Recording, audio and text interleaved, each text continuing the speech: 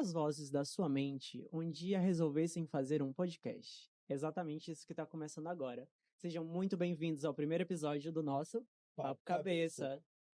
Meu nome é Gabriel, sou do terceiro período do curso de Psicologia daqui da faculdade Unipac. E eu sou Hebron, também do terceiro período do curso de Psicologia da faculdade Unipac.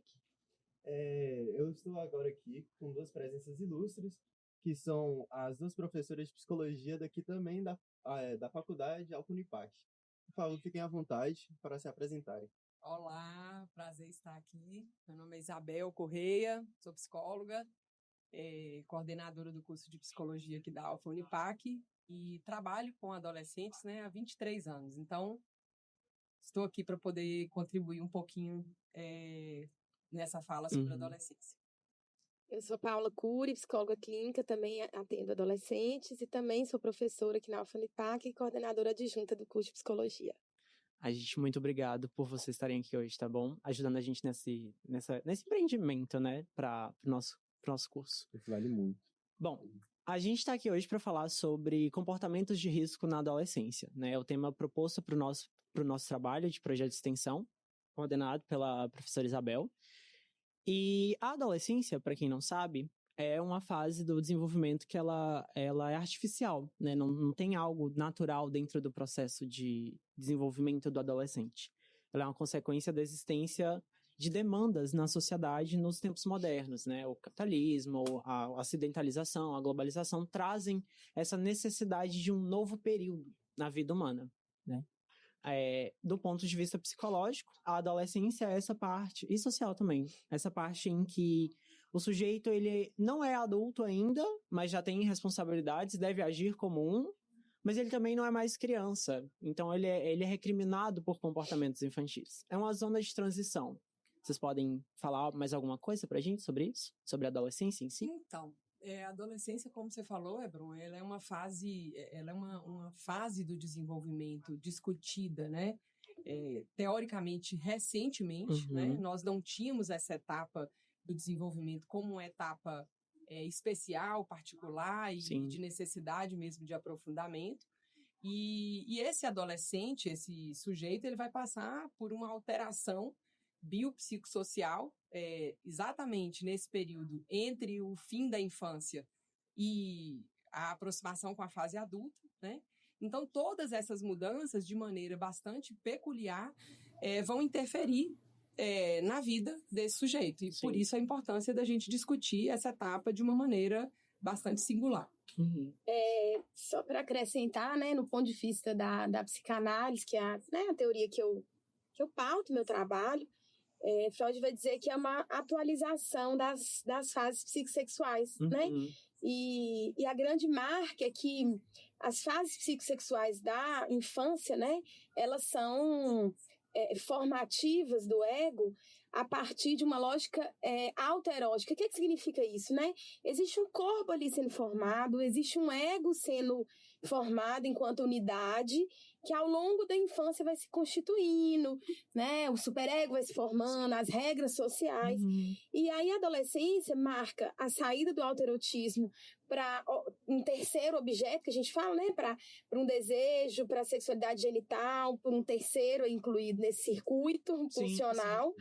E uma atualização dessas fases. Então, isso significa que, num curto período, tudo aquilo que foi vivenciado é atualizado de uma maneira bastante intensa, Potente, Bastante potente. Que interessante. É como se ele revivesse o processo, então? Seria... E atualiza, porque quando Paula está falando dessa questão do autoerotismo, é muito dentro da teoria freudiana psicossexual. O prazer, a energia libidinal, ela está muito focada no próprio corpo. Não existe ainda essa percepção de um terceiro, Paula? E à medida que vai havendo essa transição para a sexualidade genital, aparece esse outro aí, Então, tudo isso perpassa esse percurso da vida. Também não sabia. Você quer falar sobre os comportamentos de risco? Sim, eu queria saber o que vocês acham sobre os comportamentos de risco e também porque eles são termos paradoxais. Então, acho que justamente, primeiro que a gente precisa entender a adolescência como uma fase dinâmica, ao mesmo tempo que esse sujeito ele está vivenciando ali uma alteração física, hormonal, né, Paula? Mudanças no corpo, né? A maturação sexual, né? A aquisição da capacidade reprodutiva, todas essas mudanças, elas são acompanhadas de mudanças psicossociais, ou seja, de uma alteração também no formato das relações e também na forma de pensar desse adolescente. Então, esse conjunto de modificações, de transformações que esse adolescente passa, vai, de alguma maneira, afetar a maneira como ele sente, como ele se percebe, como ele se comporta, e ele acaba sendo, assim, propício ao envolvimento com comportamentos de risco, que a gente pode falar, também explicar isso um pouco melhor para vocês. A gente vai aprofundar depois. Eu só acho também que o mais paradoxo nisso é exatamente avaliar o risco, né? Do que é esperado e compreendido. E eu acho que a psicologia tem uma função importantíssima, inclusive de cuidar, né, de algumas mudanças que são esperadas e cuidadas mesmo e vivenciadas na adolescência, e é de fato a avaliação do risco ou de uma vivência que é necessária. Eu acho que o mais paradoxo é isso, de fato, a psicologia ter instrumentos, né, a partir da escuta, para fazer avaliação de risco, senão a gente passa a ser mais um que julga a adolescência em si, essa vivência, também, e controla. Mas eu acho também importante a gente ressaltar que essa construção que Paula está dizendo, né, que ela falou do ponto de vista da psicanálise, da constituição desse ego, da internalização dos valores morais, da relação com as figuras de autoridade, todo esse contexto que perpassa a adolescência, ele, vamos dizer assim, nós vamos entender que muitas vezes esse sujeito ele está se aprontando, né? Aquela história assim, tá trocando o pneu do carro com o carro andando, né? Então, assim, muitas vezes eles se sentem preparados para determinados comportamentos, mas ao mesmo tempo imaturos. Sim. Então, eles vivem essa contradição, né?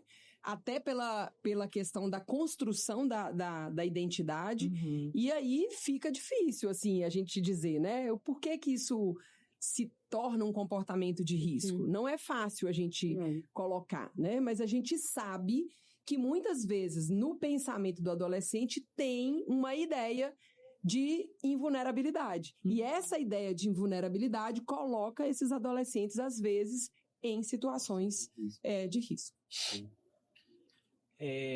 E eu tava ouvindo vocês falando, eu lembrei de uma questão da sua prova, que era justamente sobre comportamentos de risco na adolescência e o papel da família. Inclusive, acertei toda a questão. E aí eu falei sobre... Eu vou trazer um pouco da minha fala também para puxar esse gancho, que era como justamente sobre essa questão do paradoxo, né? A pessoa ela só vai aprender se ela passar. Por mais que o outro fale, a experiência do outro é só relato, não gera uma imagem verdadeira, simbólica na psique, né? Então, e aí eu coloquei, né, o papel da família é nessa parte, eu acredito nisso, pelo menos, é nessa parte de auxílio, né? Eu tô ali para te ajudar a seguir pelo melhor caminho, mas eu entendo que você tem sua própria subjetividade, que você tá formando esse processo, né? Para vocês, como não só como profissionais, mas também como mãe. Você também é mãe, né? Como mães. Adolescente.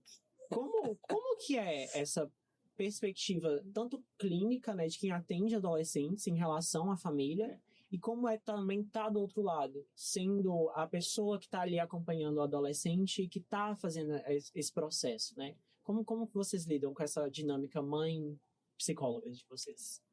Bom, eu vou contar um caso primeiro da minha adolescência, porque a minha mãe também é psicóloga. E aí eu raspei minha cabeça com máquina 3 quando eu era adolescente. E aí todas as pessoas me perguntavam o que minha mãe tinha falado. Eu falei, não deu muita bola, não. O que aconteceu? Passou, deixei o cabelo crescer de novo. E aí, anos depois, na minha análise, eu entendi que, na verdade, foi a melhor resposta que ela podia fazer, ao invés de horrorizar, achar um absurdo, porque foi numa viagem, assim. eu voltei para casa com a cabeça raspada. Então, acho que isso coloca os desafios hoje, tentando, né, brincar com esse exemplo. Acho que como psicóloga, a partir da experiência clínica, e também da teoria, né, da psicologia, há um movimento necessário de afastamento parental para que o sujeito, de fato, se reconheça e se relacione com o mundo. Se diferencie, né, Paula? E se diferencie, né? Então, a gente vai ver aí a importância dos grupos, a influência, né, da socialização, inclusive.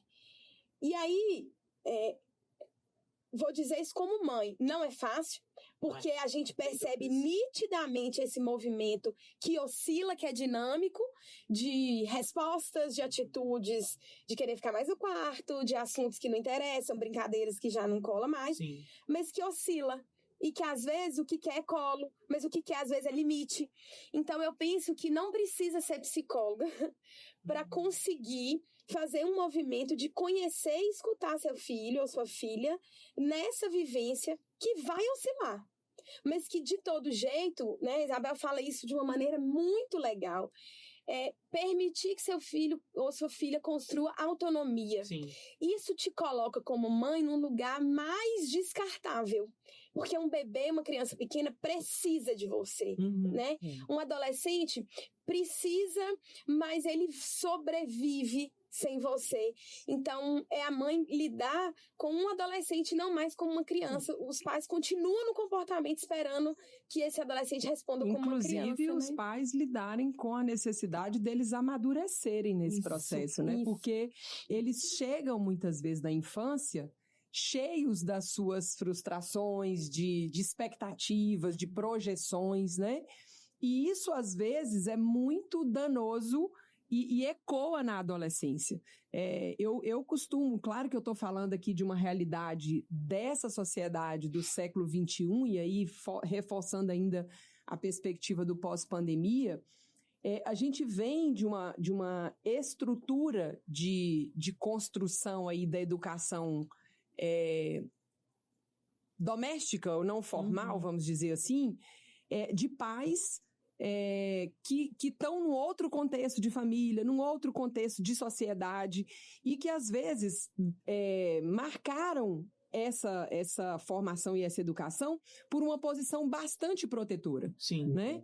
E quando esses meninos que eram crianças, eles atingem a adolescência, os pais mudam repentinamente o comportamento e exigem desses adolescentes performance, né? Só que eles não estão acostumados com a performance porque eles estavam acostumados muitas vezes a receber as coisas prontas, né, Paula? Assim, e isso gera um conflito muito grande, né? E sem contar também, gente, que a adolescência, ela vai ser para o adolescente um momento de confusão com o seu próprio corpo, com a sua imagem, né? E por isso, quando Paula fala que ela cortou o cabelo, né? Claro que eu não sei aí quais foram as questões especificamente, mas fazendo uma análise assim mais geral, né?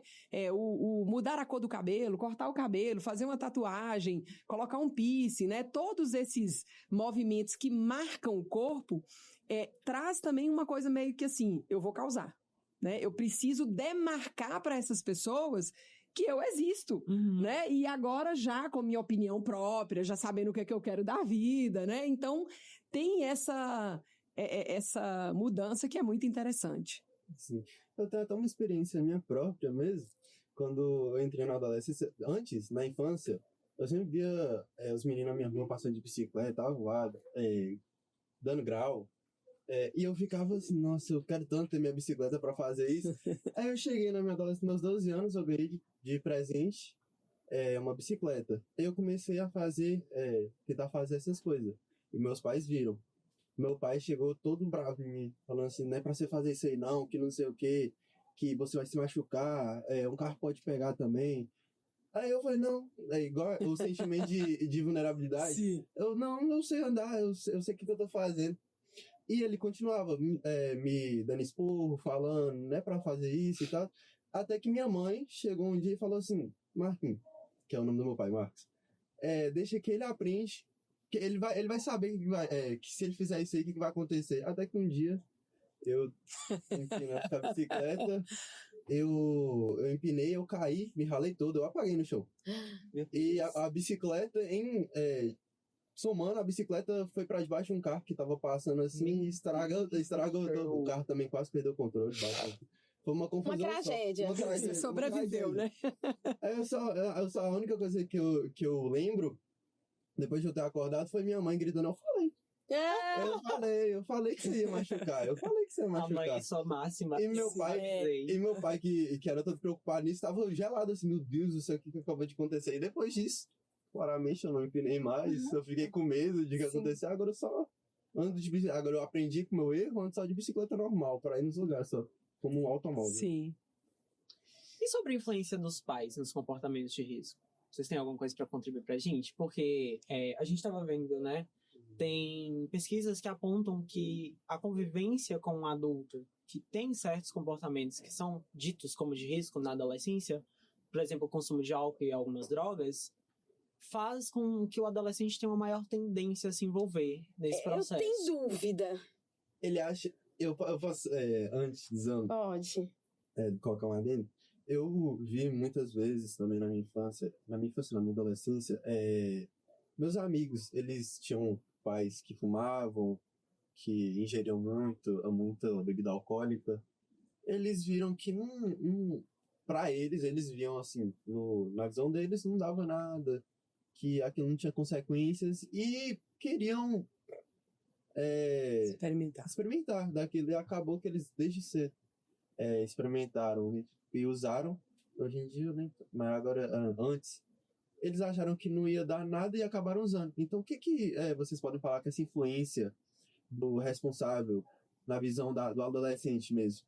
Que veio... Eu tô dizendo que eu tenho dúvida. A gente tem que tomar muito cuidado entre o discurso moralista de uma exigência dos pais de um comportamento ideal e aí culpabiliza esses pais por qualquer atitude. Então, acho que, primeiro, eu penso que o comportamento de risco, ele tem uma direção, ele tem uma mensagem que muitas vezes é para os pais também. Sim. Então, primeiro é entender que mensagem é essa.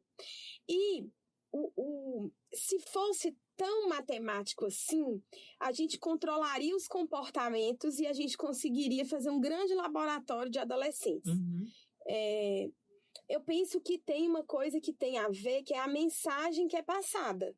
Né? A coerência do que se fala e do que se faz, as regras, o diálogo, mais do que a influência do comportamento em si, senão eu acho, por isso que eu tô falando assim, eu tenho dúvida nesse sentido, eu não sei se eu tô conseguindo explicar, porque senão a gente fica assim, então o pai que bebe, o filho vai beber e vai ter um uso abusivo de álcool. E até porque também, eu entendo que assim, Paula tá fazendo uma ponderação bastante prudente, talvez pela até a maneira como a pergunta saiu pra gente esclarecer isso melhor. Eu digo assim, porque senão a gente... existem estudos, sim, Hebron, que tentam associar essa experiência dos complexos familiares, do espaço da família, como sendo... a própria psicanálise, ela vai o tempo todo discutir essas questões, né? Mas, inclusive, a gente sabe que existem pais, por exemplo, que fazem uso de abuso de álcool e outras drogas, por exemplo, e que os filhos odeiam bebida. Passa, inclusive, cuidar dos pais antes da hora.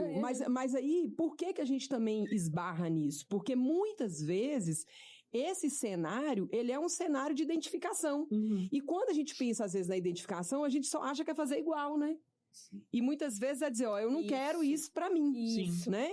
Então, por isso que a forma como essa construção também das relações afetivas ela vai se dar, inclusive, que eu acho que é uma coisa que eu aposto muito na experiência, tanto da clínica quanto na experiência como mãe, que é o trabalho da verdade com os filhos, né? Às vezes, você tem ali um pai e uma mãe que tem um comportamento de risco, mas eles tratam isso com os filhos como uma dificuldade deles. Nomeando isso. Nomeando, eu não tô dando conta, eu também preciso de ajuda. Então, essa clareza, ela pode dar uma leveza para esse adolescente, para ele entender que isso não é favorável para ele. Né? Então, acho que a gente não pode fazer isso como uma matemática. É assim, é assim. Não, agora, que esse cenário, ele vai ter repercussão, vai sim. Uhum. Posso trazer já que você trouxe uma experiência pessoal? A minha mãe fumava. Mas ela fumava só uma vez ou outra. Mas eu não gostava. Eu me sentia extremamente incomodado dela fumar.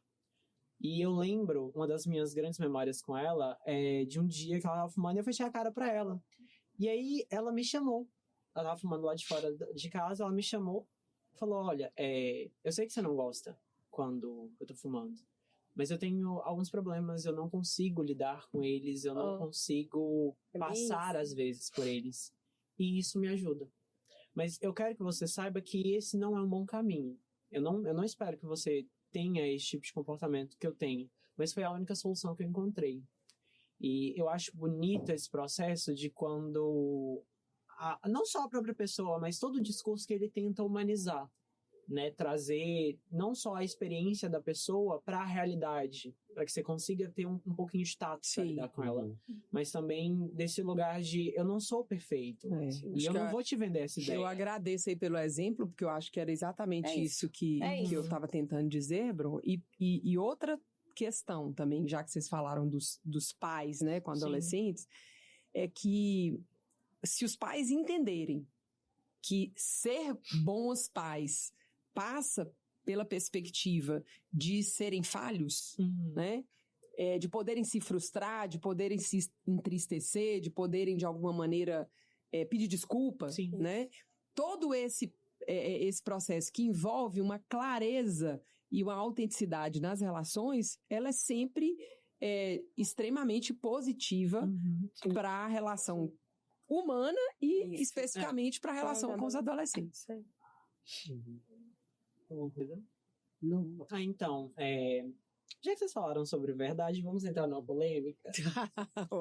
E sexo, gente? Vocês são assim da psicanálise, Lacan, aquela coisa, um tesão. Como é que é a questão do sexo na adolescência pra vocês? Como clínica e também como mãe, sempre nessa perspectiva. Eu posso dar um adendo antes de você falar?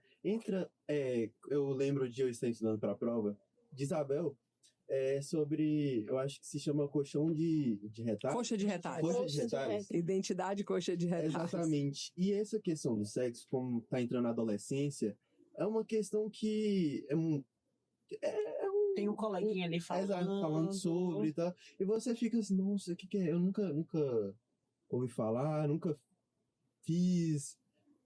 Como é que é e tal. E como é que vocês podem falar sobre isso? Isso encaixa na coxa de retalhos? Eu vou falar da coxa de retalhos, vou deixar a Paula comentar. Que eu já tô quicando. A identidade coxa de retalhos é um termo, né, usado para falar um pouco dessa característica que às vezes a gente encontra no adolescente de pegar essas influências dos grupos, das pessoas com as quais ele convive, para construir um ponto de vista ali naquele momento. Inclusive um ponto de vista que às vezes não vai ser sustentado por muito tempo, né? Então, é como se fosse o oposto de uma identidade mais construída, com as suas próprias percepções. Você pega um né? pedacinho pronto e já... Isso, mais ou menos nesse sentido, tá? Mas é um termo bem específico, assim, para falar dessa característica da adolescência. Vou tentar organizar o que eu tô pensando, que eu tô pensando muitas coisas. Primeiro que, de fato, a sexualidade genital é uma marca na adolescência, né? Vai ser o encontro desse corpo com o desejo, né? Muitas vezes um outro está incluído nesse desejo, a descoberta do próprio corpo, do prazer, né, da sexualidade genital nesse corpo. Isso é uma marca da adolescência e que cedo ou tarde vai ser vivido de diferentes formas. O que a gente percebe hoje, né, que com uma certa facilidade, né, de acesso a vídeos, pornografias, a curiosidade, e aí eu quero tentar fazer esse paralelo de forma mais objetiva, mas existe algo que a gente percebe hoje, que é bem característico da adolescência de forma clássica, e tem os atravessamentos do contexto histórico-social que a gente está vivendo, pós-moderno. Então, a curiosidade, a insegurança, as dúvidas, a autoafirmação, isso tudo é perceptível nos adolescentes. mas o fato de ter acesso a partir dessa curiosidade. Então, qualquer dúvida que o adolescente tem, é muito comum que ele digita no Google e ele vai ver, por exemplo, conceitos de sexualidade, às vezes de uma forma até exagerada, deturpada. E então, eu percebo que o contato, né, com a vida sexual tem esse atravessamento, né? Então, e aí eu vou falar de uma percepção até clínica, assim. Eu percebo uma maior imaturidade nas relações.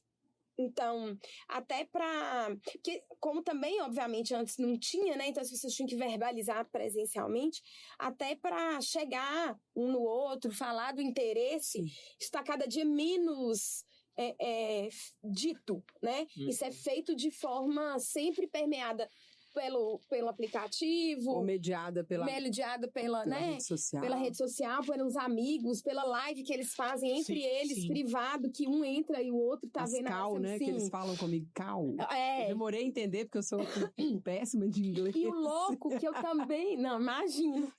Que eu também tenho percebido que é nítido as questões que são típicas da adolescência, que é isso que eu acabei de falar, das inseguranças, das dúvidas, mas que há um avanço que também tem vantagens, não é só criticar, né?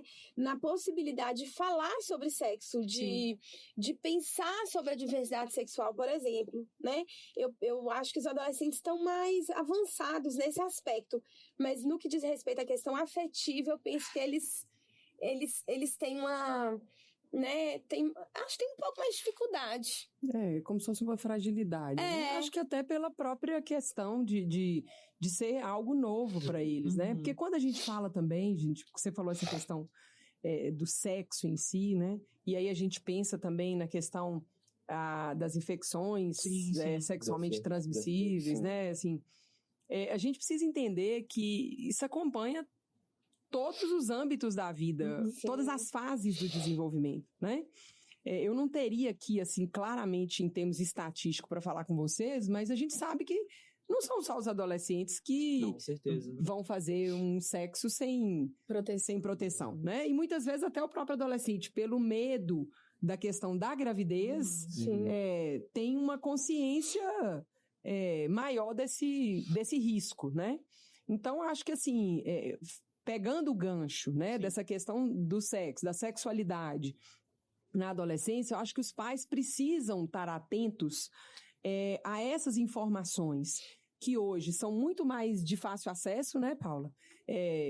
Eu sou de uma geração, não vou falar aqui de idadismo, né, mas assim, eu sou de uma geração que os meninos usavam revista, né, como forma de acesso à pornografia.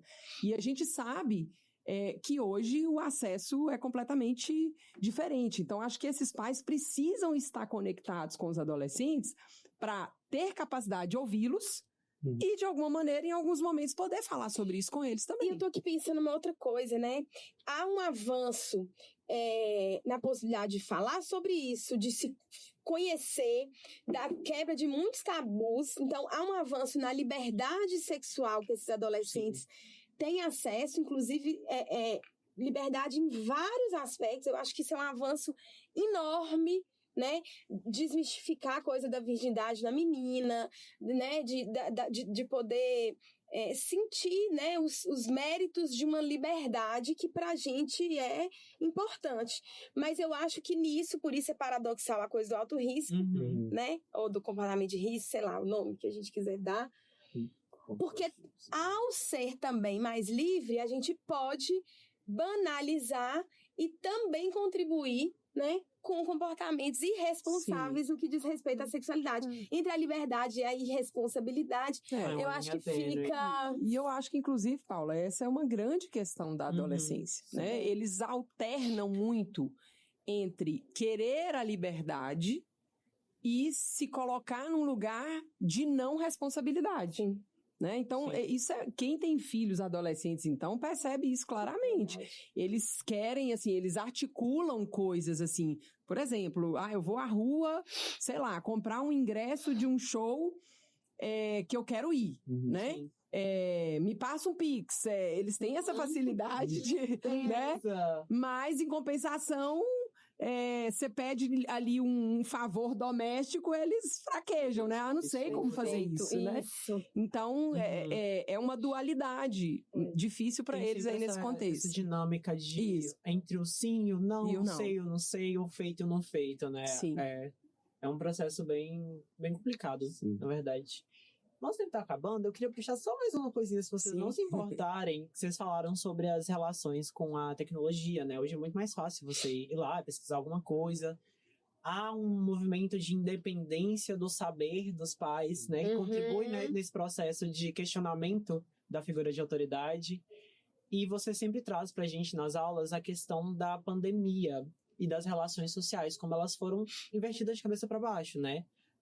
O Bauman, ele já traz a ideia de uma sociedade que vai se liquefazendo com a modernidade, e eu vejo muito esse movimento virar de cabeça para baixo mesmo depois da pandemia, né? Durante a pandemia, as relações foram o contato social dentro de casa, para quem pôde ficar em casa, e todo o resto era só dinâmica com a tecnologia, né? Com a comunicação. Você pode trazer uma perspectiva pra gente sobre isso?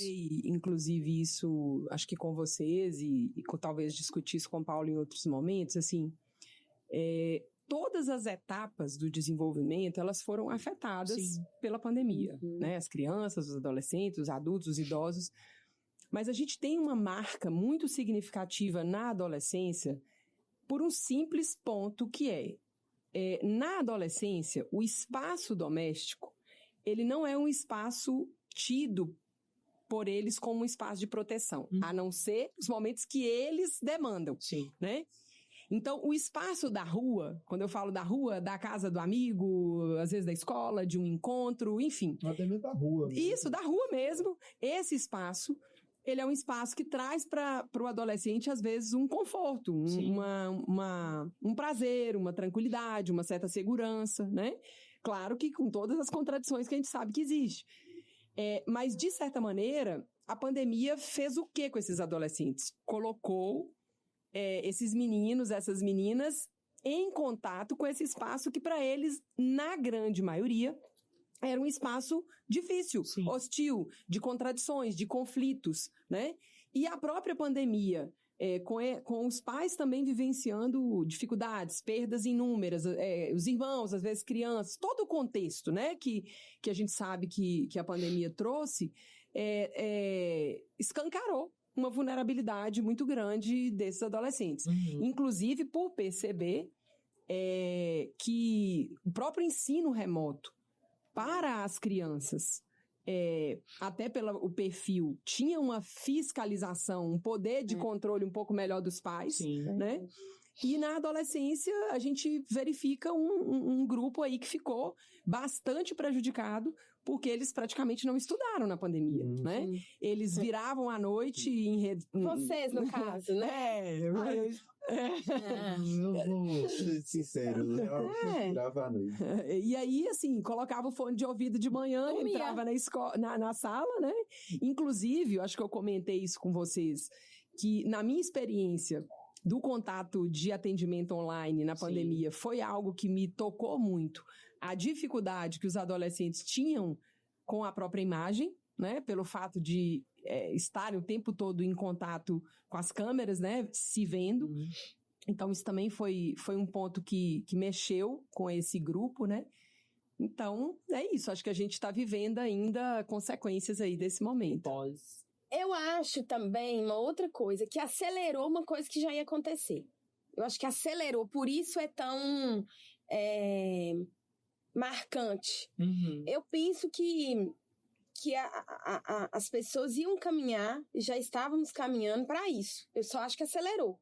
Então, assim, de novo, eu percebo alterações. Então, pelo menos no consultório, eu fico tentando lembrar, né, os relatos. Tá ficando com meu filho falou que não pode falar paquerando, tá? Tá ficando, eu falo paquerando, eu acho tudo bom, mas... eu acho maravilhoso, gente, tem a paquera, eu acho que a paquera não tem nenhum outro conceito de substituir, mas tudo bem. Tá, Paulo, menos. Tô falando de adolescente. A adolescente estava ficando com um cara e de repente, sei lá, eles se desentenderam. E um começa a postar no Twitter as indiretas pro outro. E isso virou. E aí um printa o Twitter e mostra pro outro. E aí eles ficam mais tempo um postando Twitter indireta pro outro e os amigos um mandando pro outro do que postou, do que chegar e conversar. Sim. Mas assim, não dá pra gente ficar num saudosismo só dizer assim, ai, porque antes... Tá, diante disso, o que a gente também é convocado como psicóloga pra intervir nessa adolescente? Que eu perguntei, por que você não chega pra ele e conversa? Né? Sim. Mas assim, eu penso que não dá também pra ignorar que isso é uma realidade. Sim. Senão a gente fica saudosista e dizendo assim, ai, porque antes... É o que tem. E antes era o Mas como se responsabilizar também. Sim. Né? Eu até acho que, concordo com você, que isso já iria acontecer, né? Mas tem um ponto que eu vejo que é uma diferença, porque assim, uma coisa é o aumento das relações a partir dessa mediação que a mídia, que a tecnologia faz, que a gente sabe que isso apareceu de uma maneira muito grande, né, com a pandemia, mas é diferente de você não ter outra alternativa. Né? Então, acho que esse é um aspecto na pandemia, que foi, você não... Por exemplo, eu tinha jovens no consultório que eu acompanhava que estavam ali trancados, né, já há alguns meses, e eles se viam, os casais, né, assistiam filmes juntos, né, virtualmente. Sim. Então, eles foram criando estratégias que não que isso hoje não possa acontecer, só que você tem a opção de ir ao cinema. Sim. Então, eu acho que essa obrigatoriedade de um normal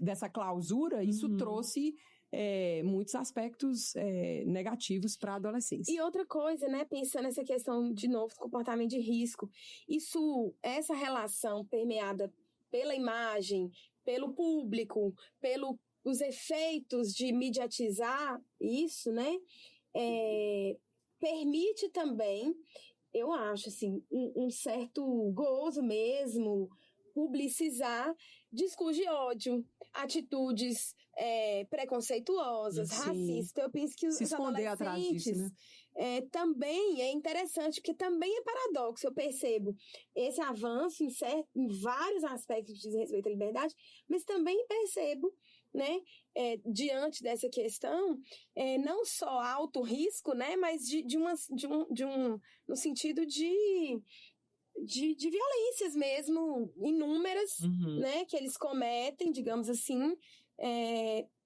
permeado, permitido, incentivado e facilitado, né, pela imagem, pelo texto, sim, né? E principalmente também, porque voltando naquela ideia que eu falei inicialmente, o adolescente por si só, ele tá numa fase, você falou muito bem, uma fase de transição entre a infância e a fase adulta, e ele tá mudando a forma de se ver e a forma que ele é visto. Sim. Né? Então, essa questão da imagem, tanto da autoimagem, né, ou da forma como o outro se vê, o vê, né, na realidade, isso coloca uma vulnerabilidade em alguns contextos das redes sociais, da própria tecnologia, porque já é uma etapa conflitante nas questões que envolvem essa questão da própria imagem, né? Então, por exemplo, um adolescente que usa ali um filtro, né? Ou que só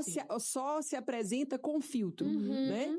Ele vai ter que lidar mais de uma maneira forte e abrupta com essa imagem que não é a imagem real dele, né? Então, a gente percebe que essas questões vão, como Paula falou, são paradoxais, mas são relevantes para a gente pensar o contexto da adolescência.